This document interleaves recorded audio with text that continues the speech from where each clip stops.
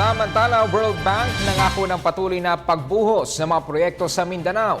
Ang detalye sa ulat ni Karina Cayon ng PIA Davao. Matapos ang 2 taong pagbuhos ng mga makabuluhang proyektong umabot sa 5 bilyong piso sa iba't ibang lugar sa Mindanao, muling nangako ang World Bank na patuloy ang kanilang pagbibigay suporta sa mga rural development at community-driven na mga proyekto katulad ng infrastruktura, edukasyon at agrikultura. Ayon kay Axel Van Trotzenberg, Regional Vice President ng World Bank East Asia and Pacific, kasama sa kanilang commitment ay ang 29 na milyong piso na ilalaan para sa mga proyekto sa ilalim ng Bangsamoro Development Plan.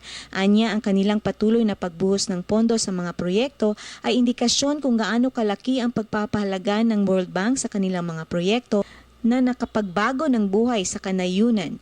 Si Trotzenberg ay bumisita kamakailan lang sa mga proyektong pinondohan ng World Bank sa bayan ng Kapalong at Talaingod sa probinsya ng Davao del Norte.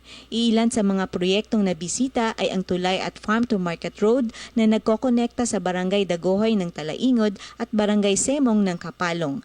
Ang mga tulay at magandang kondisyon ng kalsada ay nakakapagbuti sa mga biyahe at nakakapagbawas ng oras at gasto sa mga magsasaka sa paghahatid ng kanilang mga produkto sa merkado.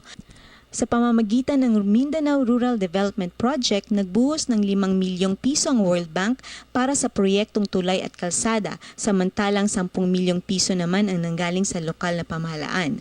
Ayon kay Trotzenberg, nakapagbigay din sila ng tulong sa AMS Employees Fresh Fruits Cooperative para sa kanilang cassava production at drying facility para sa food-grade banana flour. Ang drying facility ay pinondohan ng World Bank ng 2 milyong piso. Sa Gabuyan Village sa Kapalong naman, isang school building ang naipatayo ng World Bank sa pamamagitan ng Department of Social Welfare and Development para sa mga benepisyaryo ng programang Pantawid Pamilya. Para sa Telebisyon ng Bayan, Karina Laminero Cayon, Philippine Information Agency, Davao.